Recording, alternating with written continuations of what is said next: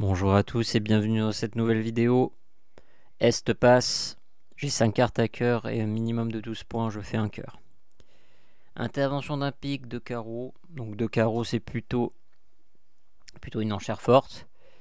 Alors je vois gros comme une maison, certains d'entre vous vont peut-être dire 200 atouts, attention. 200 atouts, là ici ça veut dire plutôt 15-17 points et un arrêt à pic. Alors comment est-ce qu'on fait pour savoir ça? Comment est-ce qu'on fait pour le savoir? Parce qu'en fait, là, l'intervention de carreau, est-ce que s'il n'y avait pas eu d'intervention à un pic, de carreau, il faut faire la même séquence d'enchères. Il faut faire la même séquence d'enchères sans un pic. Est-ce que mon partenaire aurait pu mettre un carreau?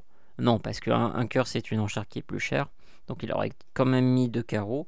Donc si je mets dans cette séquence 200 atouts, ça veut dire 15-17 points. C'est ça le raisonnement qu'il faut avoir en tête. Parce que des fois, ça peut être 12-14 points dans certaines séquences.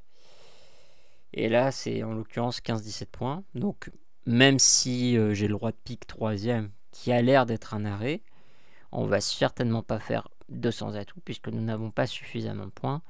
On va montrer notre faiblesse et on va dire 2 cœurs.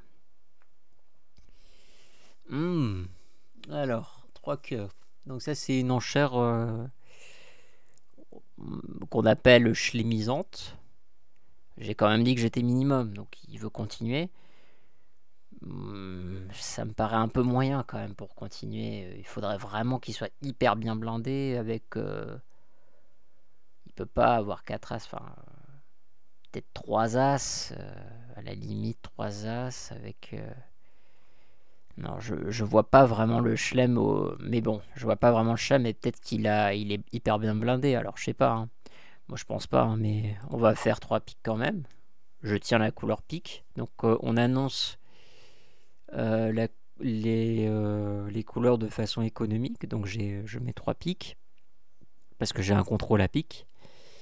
Il me met 4 trèfles. Est-ce que moi je possède le contrôle à carreau? Je ne le possède pas. Donc je vais mettre directement 4 cœurs. Et comme il est très très méchant, voilà, il veut pas comprendre ma douleur, que je suis en souffrance, il me met un Blackwood. Bon, bah on va répondre à son Blackwood, hein. On a combien de clés? Alors les clés, il y en a 5, il y a les 4 as et le roi d'atout. Et après, il y a la dame, mais ça on verra ça plus tard. Donc là ici, j'ai pas d'as, j'ai juste le roi d'atout, donc puisque j'ai le roi de cœur, donc je vais mettre 5 carreaux. Parce que c'est 1 ou 4. Et voilà, 5 cœurs. Donc on a joué un peu plus que ce qu'on devrait. C'est pas grave, on va essayer de le faire. Ok, cœur. Et cœur, ok. Effectivement, si l'entame c'est trèfle ou si l'entame c'est pique, est-ce que c'est possible? Sur une entame trèfle, si Est il a l'as de trèfle, je pense que ça peut chuter. Ça peut chuter si Est il a as de trèfle. Donc heureusement qu'il tire, ça. Moi je couvre avec le valet, roi, et c'est parfait. Hein.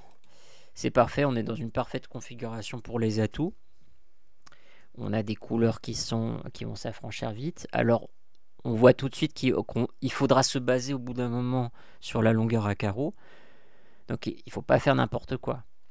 Parce qu'on peut chuter à tout moment. Si par exemple il trouve le flanc avec as de trèfle en Est et qu'il retire pique, il va certainement retirer pique puisqu'il a dit un pique.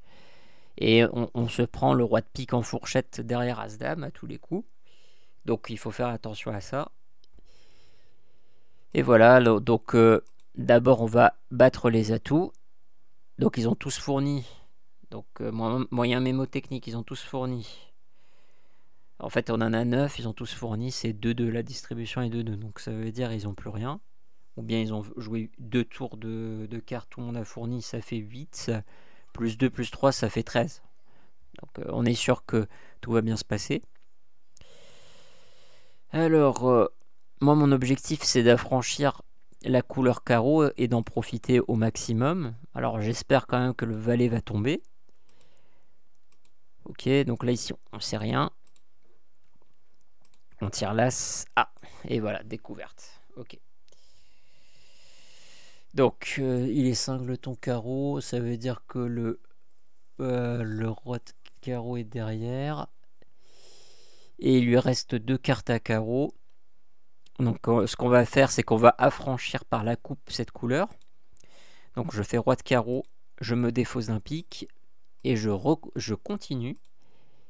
Et cette fois-ci, alors quelle carte je vais jeter? Alors comme j'ai vraiment envie de garder des communications, alors c'est pas obligé, hein, mais là quand je vois 9-4, en fait j'ai envie vraiment d'être en or pour combler le manque de communication en or. Je vais plutôt mettre, alors soit le 5, soit le 3, plutôt le 5, comme ça le 4 pour le 3 ça fait une communication et le 8 pour le 9. Donc soit le 5, soit le 8, donc là j'ai affranchi ma couleur. Et maintenant je remonte, voilà. Allez, on va se faire plaisir, on va remonter avec le 4. C'est tellement... Voilà, pour moi c'est une petite gratification, voilà. Je fais avec le 4. Pas de problème, et donc du coup ces deux cartes sont affranchies. Et je vais défausser mes pics sur ça.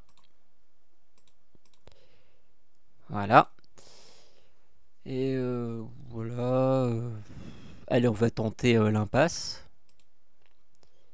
Alors, qu'est-ce qu'on met? Est-ce qu'on met l'as? Enfin, pardon, je n'ai pas l'as. Qu'est-ce que je raconte? Bon. Est-ce que je mets le roi ou le valet? Bah, quand quelqu'un, quand il voit qu'il y a cingleton au mort et qu'il met pas l'as, enfin, quand il y a cingleton au mort, généralement, il y a l'as qui va sortir. Si Est avait l'as, il l'aurait sorti. Donc, d'après ce raisonnement un peu farfelu, je vais mettre le valet. Et mon raisonnement tient la route, vous voyez bien. Ok, as de pique. Donc, on va récupérer ça. Roi de trèfle avec des fausses, voilà. Et on va faire finalement 12 levées, un petit chelem. Et bien on s'en sort avec une belle note de 83,33%, c'est quand même pas mal. Donc moi je trouve que quand même cette donne était intéressante parce qu'on a vu un petit peu les chelems. On a vu comment affranchir des levées par la coupe. Ça peut être aussi intéressant. Il y a des coupes, voilà, moi je trouvais que c'était bien. Et aussi la préservation des communications, voilà.